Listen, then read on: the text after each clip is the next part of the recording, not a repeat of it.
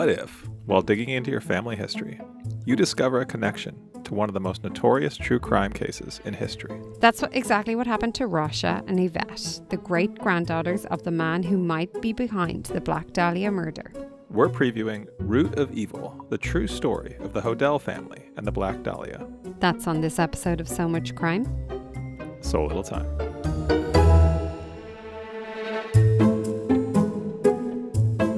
Welcome to So Much Crime, So Little Time. I'm Jeff. And I'm Dee, and in this episode we'll introduce you to Root of Evil from TNT and Cadence 13. If you haven't listened to Root of Evil, that's great. This is one of our preview episodes. Here we only discuss episode 1 and introduce you to the series. No spoilers for what's to come. And we'll also put a link to Root of Evil in our show notes. In our next episode, we'll discuss the whole series. But right now, we just want to decide if this is a crime that is worth your time. And woof, is this a doozy? All right, Dee, we have so much to discuss. But before we get to this Root of Evil podcast, episode 1, I think we should hop in the time machine. The time machine, the location machine. Just go in that machine. Alrighty, Jeff. Yeah, this crime happened back in January on either the 14th or 15th of 1947 in Los Angeles, California. All right. First, I just have a couple of quick reviews. Okay.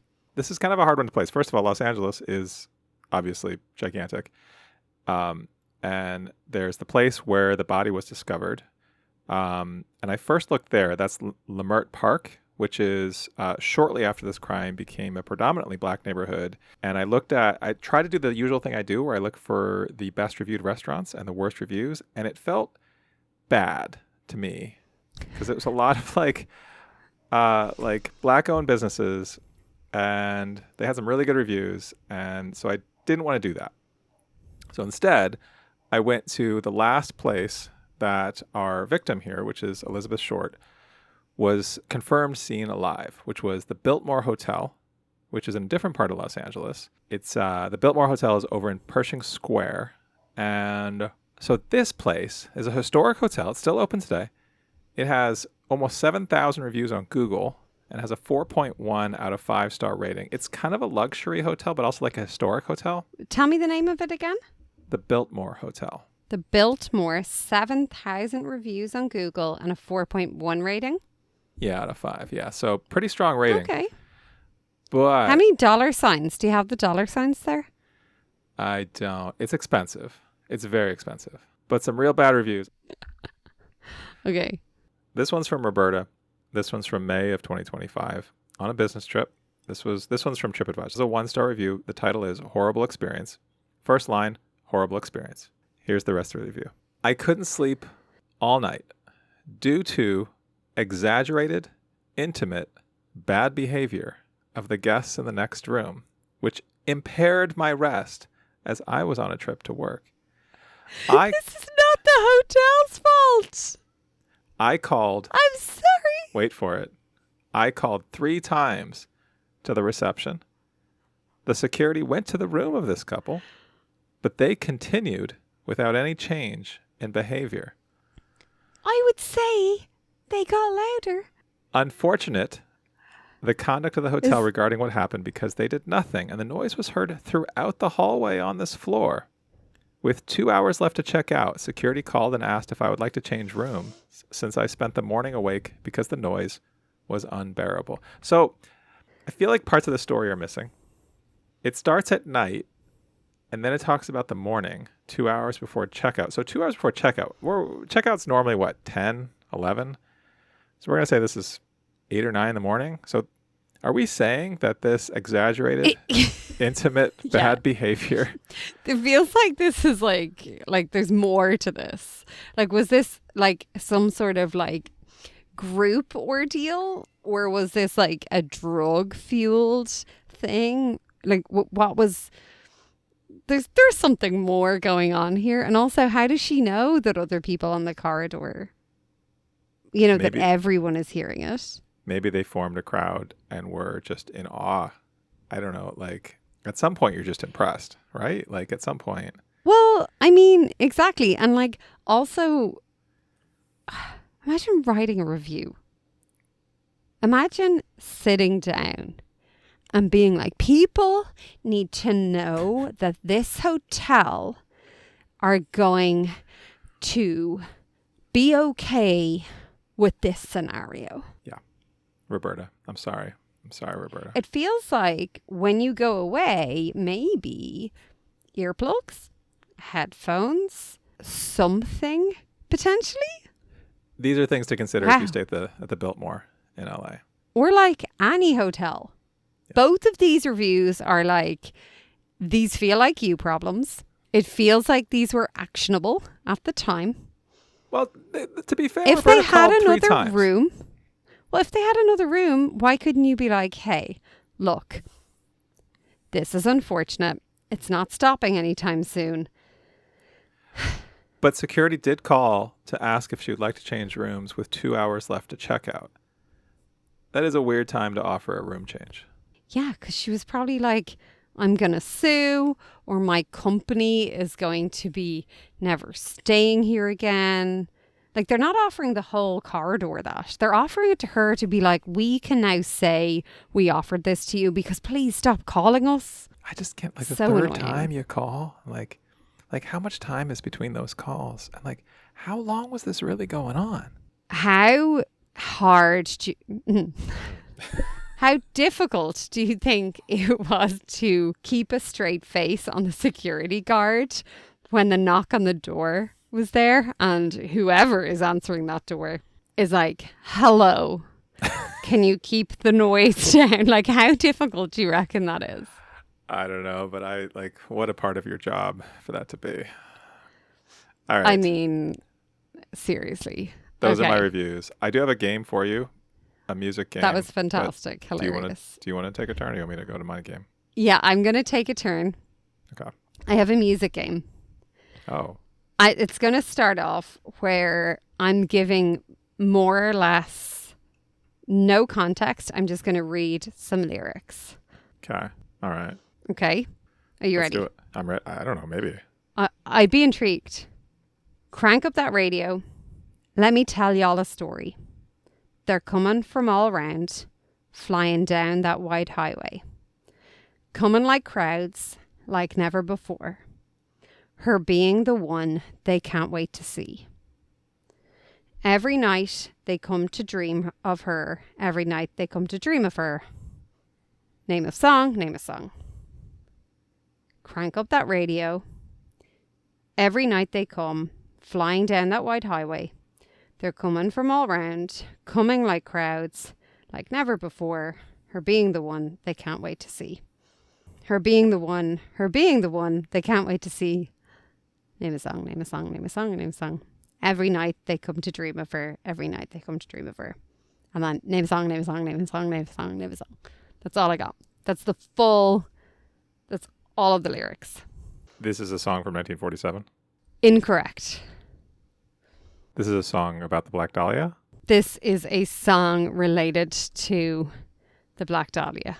What am I supposed to guess it? What am I supposed to know? What's the game? I was just gonna see if you got it from it. I think the most gettable part is the crank up that radio. Let me tell y'all a story. They're coming from all around. It's less of a song like melody, more of a, I don't know how to describe it. Is this the song from the podcast? Yes, it is. It is. Do you know what it's called? Did you look it up? No, but it was distinct. It was so distinct. I thought it was so cool. I like locked my phone to see, like, you know, the way my phone has like a, whatever the thing is where on the locked screen it like it'll show you what the song is that's playing, if it's like playing on a speaker or whatever. So I checked it and I was like, oh, that's really interesting, and started looking up the writer of the song, and I thought he seemed really interesting. Knew nothing about him. And so I was like, well, this could be cool, but a bit mean because, as I said, I couldn't give you any details because it would have given it away. Wow. It's called Star Dream Girl. But okay, so I'm going to give you some details now because I just thought this was funny. This isn't going to be necessarily like me asking you anything about it, but I just thought this was kind of interesting. Maybe you'll be like, it isn't. That's fair. But It's for me to also, judge, I guess. yeah. Basically, this guy, David Lynch, when I was trying to figure out, like, basically facts about him, I was like, I want to know some facts about the guy that wrote this song. And what I'm getting back from Gemini is like, well, it's important to clarify that this isn't a film or book written by him, but it's a song from an album, The Big Dream, written in 2013. Lynch, a multifaceted artist, co-wrote the song with Dean Hurley. I haven't heard of either of these people.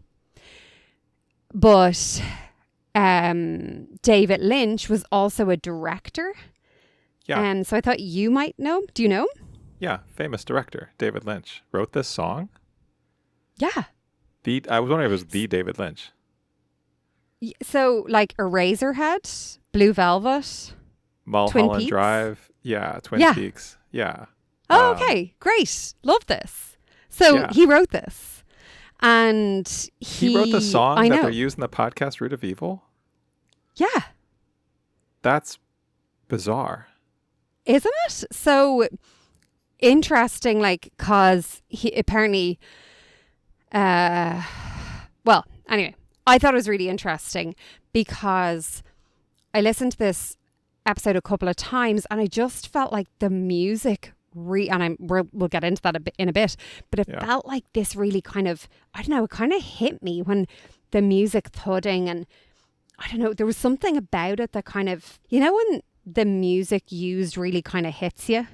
Yeah. And in this one, it really hit me. Like Yeah. it hit my insides. I was like, oh, I'm feeling that. And I was intrigued by it. So then I started to look it up. So then I saw that and I was like, oh, well, this is interesting. Although I had not heard of basically any of these, which is great that you have and are so intrigued by this. But then I was like, I want a bit of like an insight into maybe the lyrics, because the lyrics seemed kind of connected to Yeah. the podcast. Yeah. And then maybe I'll take them. I've just realized I'm going to take this portion maybe into the podcast as opposed to doing it now. This Okay. is interesting. Yeah, I'm glad. I know this was a weird one because I wasn't going for like the actual time, but it was just something that really jumped out. And I know we said we got to get creative, and I know we haven't maybe done this time before, but I just thought it would be interesting to do. That was super Kind of cool. movie related. Yeah. Yeah. I'm actually glad it is movie related because David Lynch is most known as a movie director. I'm kind of glad you didn't do movies because in looking up music from 1947, I ended up stumbling across a lot of movie stuff. But I'm going to ask you a very Irish music trivia game. Hmm. And let me tell you why. So, Okay. first of all, I want to give a shout out to Kyle, former guest on the show, fan of the show, friend of the show. He helped me at lunch today come up with this Okay. game. I said, here's I the love thing.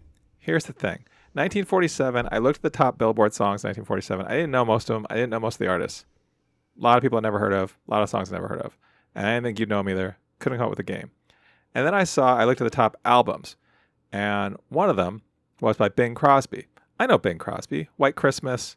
Been in a bunch of movies. Sang a bunch of songs. Turns out Bing Crosby released like 6,000 albums over his career. One of the most prolific artists. I mean, he didn't write the songs. He just sang them, right? And they just kept re-releasing them. In 1947, one of the albums that he had that came out was called St. Patrick's Day. Oh, God. And it's a collection of Irish songs. Did Kyle find that? No, I found it. And then I said to Kyle, I said, hey, like, here's the thing. St. Patrick's Day, Bing Crosby, bunch of Irish sounding songs. What's the game here? What do we do here? And he said, you read some of the lyrics, you see if Dee knows them, and you see if, because the other thing I said was I looked up a couple of them, and turns out not written by Irish people. Okay. So that's the game. Written by an Irish person or not. Mm. I want you So to judge. some are written by an Irish person and some are not. We're not going to go through the whole album. I have just a smattering of them, some of the most well-known ones. So I guess the first part of the game is, can you identify the song based on some of the lyrics? Some of these are famous standards in America about Ireland, or maybe they're Irish and they're popular in America. I don't know. Bing Crosby sang them in 1947. So, all right, you ready? Oh my God, I'm scared. I feel full of pressure when it goes Irish. Go on. I'm going to start with lyrics, give you just a second, but then we're going to get to the song. I'm going to tell you the name of the song and then see if you can guess, was this written by an Irish person or not? So we're starting with lyrics. Okay. Start with lyrics. First one. This is the verse. There's a tear in your eye, and I'm wondering why. For it never should be there at all. With such power in your smile, sure a stone you'd beguile, so there's never a teardrop should fall. Is this familiar at all? Mm-mm. The chorus is, well, it's the title of the song. First line. Second line. Sure, it's like a morn in spring. In the lilt of Irish laughter, you can hear the angels sing. When Irish hearts are happy, all the world seems bright and gay. And when Irish eyes are smiling. This feels like an American has tried to write a song using some words like beguile and lilt. This is when Irish eyes are Mourn. smiling. Do you know this song? Okay, I've never heard that song before. I would guess that it's an American who's written that song. When Irish Eyes Were Smiling was written by someone named Chauncey Olcott, who was actually born in Buffalo. So that is Let's in go, America. Buffalo. All right. So you're 1 for 1. Good job. All right. Let's go to the second one. Whoop. Number 2. This one starts off, the verse starts, over in Killarney, many years ago, me mother sang a song to me in tones so sweet and low. Just a simple little ditty in her good old Irish way, and I'd give the world if she could sing that song to me this day. And then the chorus is the title. You don't know it, do you? I think I might know this one. Tu Ra, Tooraloo. Tu Ralu Ralu Ra. Yeah. Yeah, I know this one. Okay. I don't think I'm going to be able to name it, but I know it, and it's written That's by the an name of Irish the song. person. Tu Ralu Oh. Ralu Ra. Yeah, that's the name. It's written by an Irish person. It's written by James Royce Shannon, who is Irish American, but born in Michigan in the U.S. in 1881. Yeah, not written by someone, Okay. not written in Ireland. All right. Number 3. My name is McNamara. A ditty. A ditty is, my name is McNamara. I'm the leader of the band. And though we're small in numbers, we're the finest in the land. Yeah. We yeah, play yeah. at wakes and landings and at every fancy ball. And every neighbour's funeral, we play the March of Sol. Ara, go on. You're only joking. Ara, go on. Yeah? I feel like you might know this song. You're pulling me leg. Ara, go on. We're only joking. Go on, go on, go on, go on, go on. You're pulling me leg. Irish or no Irish? Irish. Yeah. So Irish. The music was written by Seamus O'Connor. Okay. The You don't lyrics really get more Irish. by John J. Stamford. Stamford was the manager of the Alhambra Theatre in Belfast, written in 1889. All right, good job. Love it. All right. It's a tune, to be fair. What's Here's it another one. called? It's Then it- called McNamara's Band. McNamara's. Of course it is, yeah. It is. That was fantastic. I loved the variety that we went with there. All right, that was our time Alrighty. machine. Mm-hmm.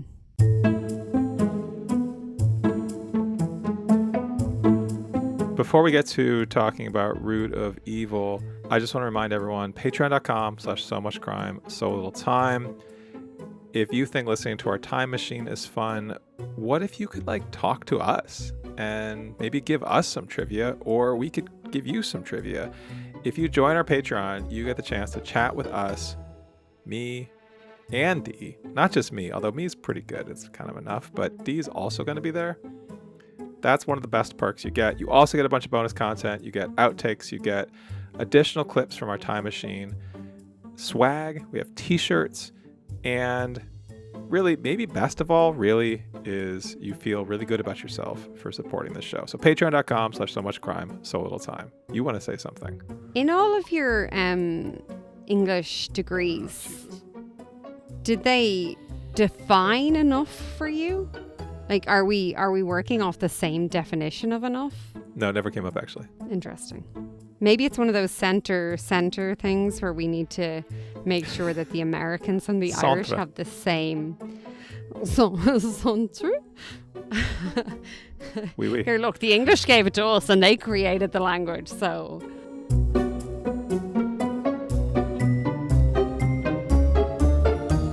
See, let's talk about Root of Evil. This podcast came out back in 2019. Our hosts are Rasha and Yvette.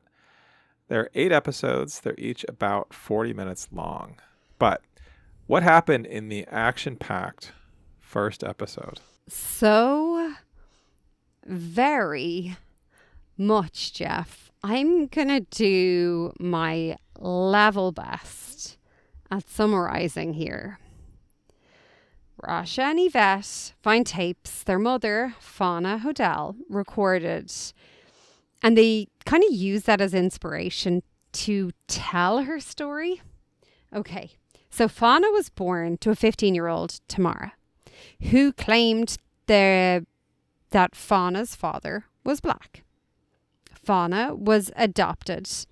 Adopted is a strong word here. Fauna was handed over to a woman who turned out to be an abusive alcoholic. When the woman kind of agreed to take Fauna on, she was told that Fauna had a black father and a white mother.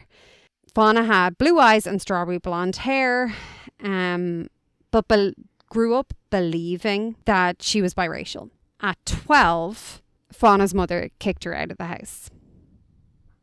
She jumped from home to home, and by 15, she gave birth to her own daughter, Yvette. Eventually, she connected with her grandfather, George Hodel, who was living in Japan. So, okay. And he helped her track down Tamar, who was living in Hawaii. So, I'm even getting lost. Fauna and Yvette go to Hawaii to meet Tamar. And almost immediately, Tamar starts telling stories of George Hodel's dark past. And if you think, wow, Dee, that was kind of wild, it feels like you hopped around a lot. That couldn't have all happened in 44 minutes of an episode where there was ad breaks.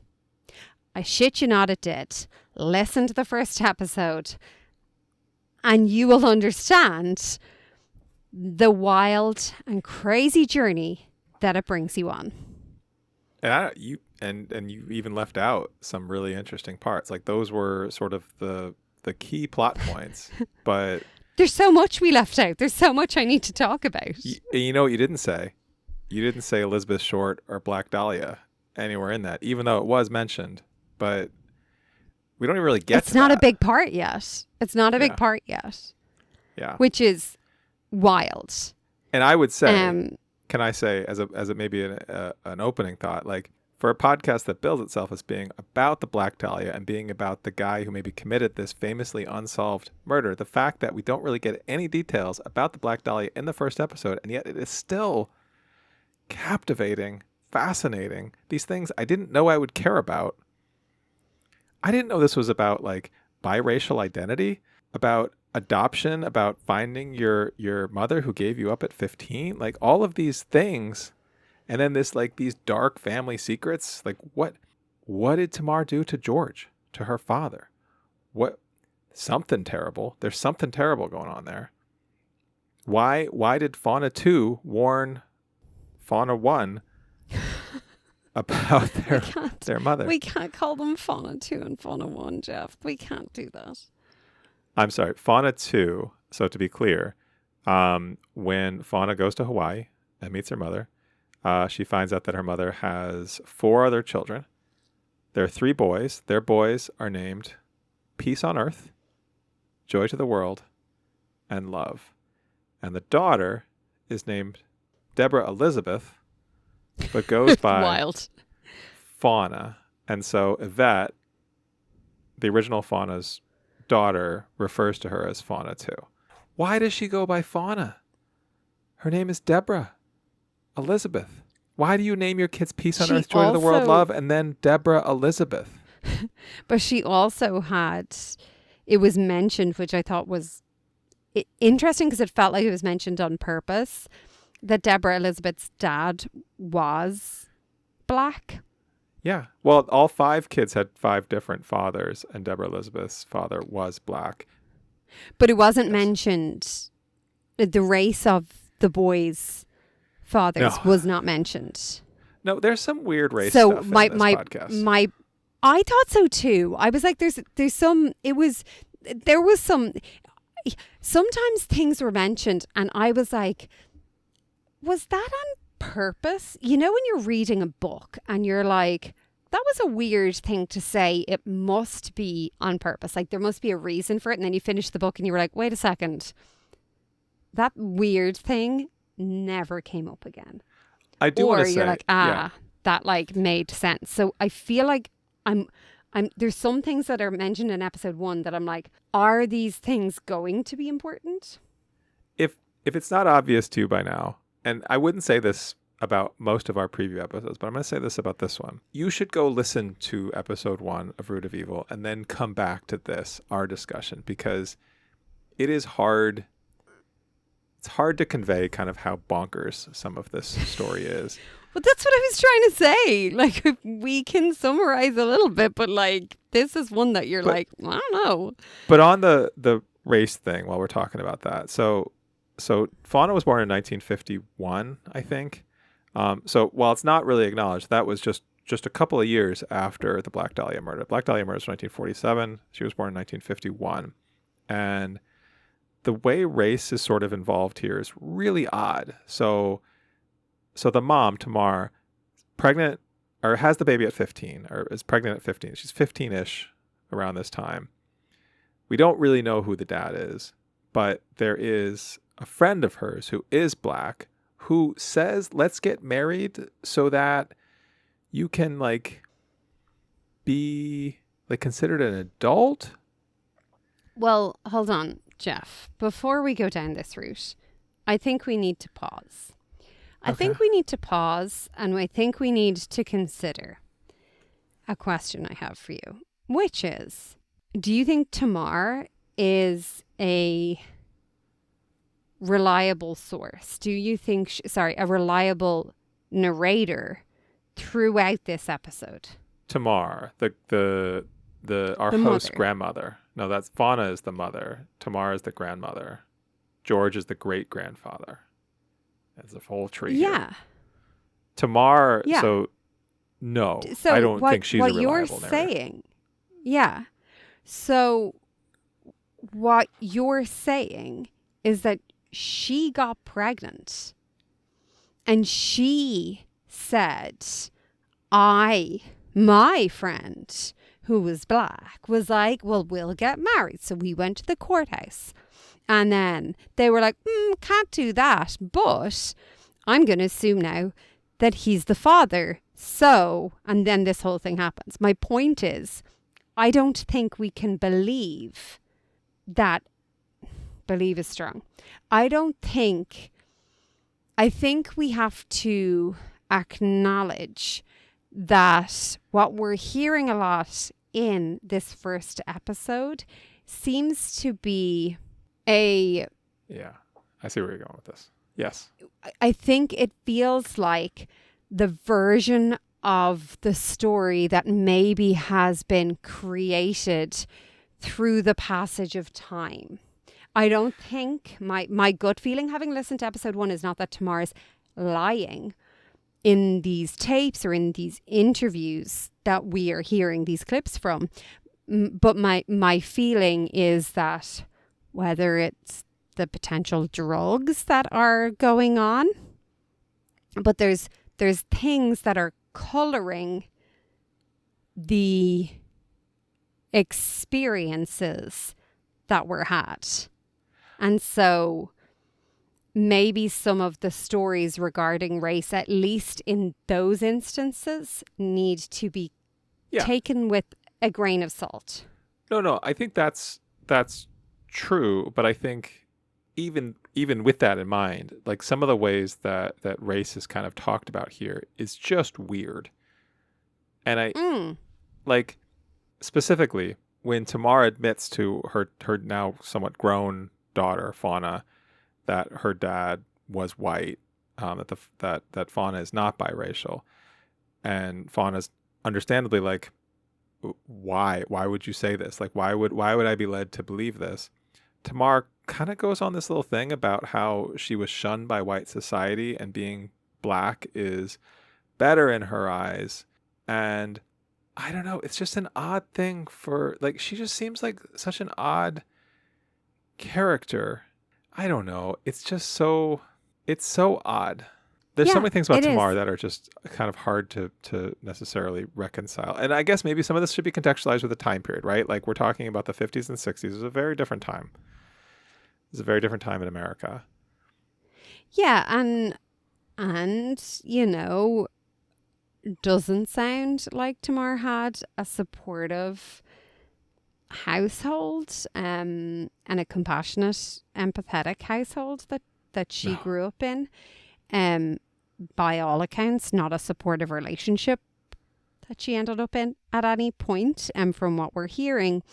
And again, I think maybe she is looking back and trying to find a way to justify her role, even if Sure. she had no choice in it. And so, again, I just come back to the fact that, yeah, I don't disagree, but I think, I don't know, it's not something that I was really like overly focused on from that perspective. I did think some of the comments that were made throughout about race, as I said, seemed odd. I Yeah. just felt like they were odd. I will say, to your point about kind of reliability of narration, there's the story about when Fauna and Yvette arrive in Hawaii at the airport, and we hear Fauna and Yvette say that they waited for hours. I think Yvette says it was like 5 hours, but then Tamar says she was like 30 minutes late. And that's very sort of like a specific detail that is included, I feel like, to show us that two people have wildly different versions of the same event. 100%. Yeah. It felt like that comparison of the experiences is one of the things that I was kind of talking about with not maybe being a reliable narrator. And again, I don't necessarily think that there's like intent behind that or malintent, but definitely the airport situation was wild. She's coming over for the first time and she's you making imagine this that? big journey and she's just sitting yeah. there. Fauna had Yvette at 15 herself. 15. So Mm-hmm. her mom was 15.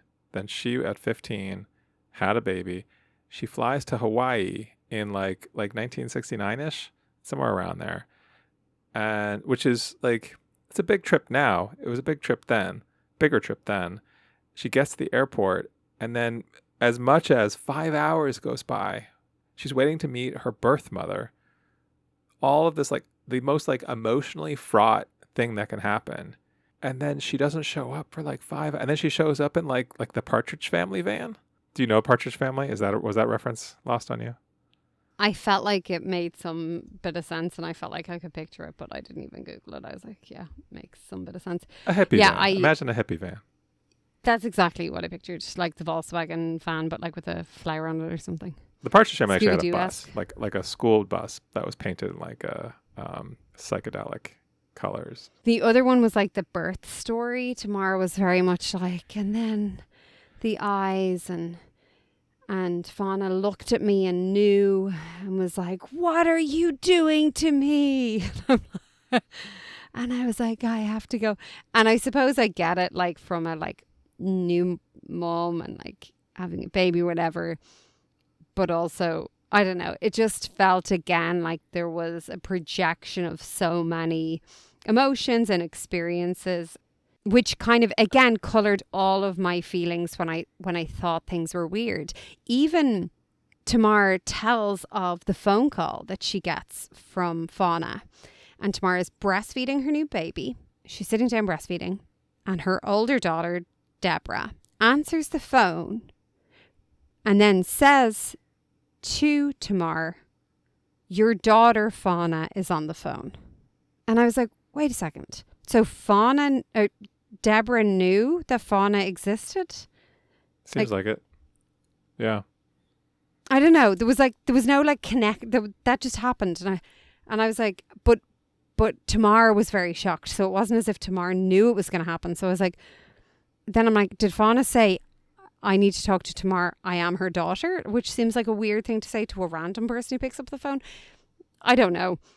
It felt weird. There was a lot of weird stuff that was happening that just made me really feel like weird. This podcast could never get to the Black Dahlia, and I'd still be fascinated by it. It could just be about this family. Oh my God. I was raging yesterday when I finished this podcast. When I finished this episode. Is this when you texted I was me like, we have to record? Like I thought you were going to make me record like right away just so you could keep I was listening. like, I need to record straight away. I need to figure out what the F is going on here. Like I need more of this. Go, go, go. It is bonkers and I need to figure it out. Can I just step back from it for a second? We have these hosts, Yvette and Rasha, sisters. They're really investigating their whole family, but specifically their great-grandfather, George. We get a little bit of George here, but not a lot. But what I thought was fantastic was they have all of this audio of their mother who recorded these cassette tapes and kept in a storage locker. She was working on her autobiography, which I think actually came out. I think this book exists. But that we got to hear from Tamar, from Fauna, from Yvette and Rasha, like so many primary sources from one family. Terrific resources. I think that, and I think Fauna in those tapes, like it struck me. I listened to this a couple of times. The first time I honestly couldn't follow along because there were so many people and jumping around and like so much stuff happening. But the second time I was listening to it, I thought like she sounds so like sincere and earnest. Like it's such an interesting, like she presumably recorded these tapes for herself, for her autobiography. Like she didn't record these tapes. Like this wasn't interviews she did for this podcast. Like these were sort of like personal, her reflections on her own life that she put on cassette and then in a storage locker that her daughters were listening to after she passed away. And it's that alone, like we hear them go to the storage locker, find the tapes. Like that I thought was so compelling. And just such a great resource for this story. I'm really curious, like these next 7 or so episodes, like what else they have, what else they're going to share. It's kind of reminiscent of that first episode of Thrasher Banks's Lords of Death. Yeah. Lords of Death, where we had the cassette and it's all about, the things that you keep and you record and that family history. And yeah, it feels really poignant here. And yeah, it seems like we have so many primary sources and it's going to be fascinating to see how they deal with it. I'm really in here. I'm so in. I think we should probably end this episode so that we can go keep listening and report back. Yeah, I want to do like a small little bit was about the song that runs throughout and I presume is going to run throughout the whole season. Which is The Star Dream Girl. It's a song by David Lynch. You mentioned that David Lynch is a famous director. Yes. He also has had an album he co-wrote with some other dude, can't remember his name. And it's called The Big Dream is the album. I think it came out in 2013. But I was looking up what the song meant because the lyrics seemed kind of it made a lot of sense for this podcast. It seemed to be about like the experience of falling in love with kind of an ambiguous dream figure, someone you don't know in kind of waking life, but you feel immensely connected to in the dream space, which just I found so intriguing when I saw that, because isn't that really what happened here? We don't know how things play out, but Fauna had her adopted mother was not someone that she could connect with because she was so abusive and she was an alcoholic and the father didn't really seem to be there. We didn't really hear about him much. And so it seems like in her mind, she created a dreamlike figure for her mother and then she actually gets to meet her mother. And so it's that like, what is that? And apparently the last call in the song lyrics can be can be interpreted as a metaphor for the end of a night, a sense of desperation, or the potential loss of a connection, which again, I think is interesting because is it like, I don't know, will we hear this play out? But it seems like there will be some sort of turbulent times ahead. Maybe, just maybe. And so you wonder whether maybe Fauna clung on because, and maybe this is me projecting too much or analysing too much, but maybe clung on because of the intense kind of connection that she really longed for with her mother, and because she had put her mother up there on a pedestal, like, and really had hoped that her birth mother would have been, you know, the person that she wanted her to be. Yeah. So anyway, very interesting. I might come back to it again in the recap. Yeah. I actually thought it was fascinating. I am actually. It's one of those times where it's like, even down to the song. I remember we talked about this with was it the Crossbow Killer? We've had a couple ones with really like powerful music. And yeah, where like when the song comes on, it's like, I'm bummed this episode's over, but the song really fits. Yeah. It works. It really just gets there. Yeah. All right. Well, can't wait to come back and talk about it in our recap. Should be great. Mm-hmm.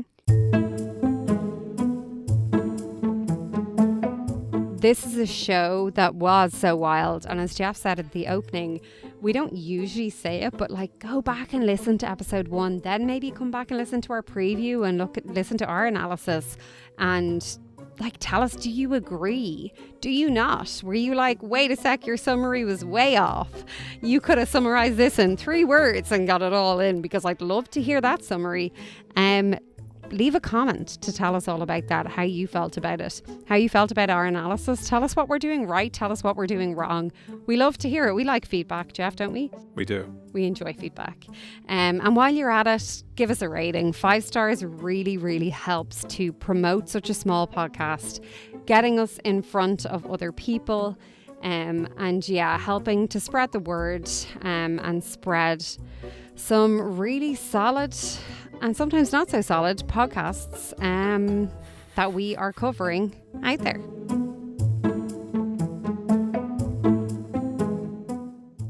Next time, what will we learn about the Hodel family's dark history? And will we get the answer to who committed the Black Dahlia murder?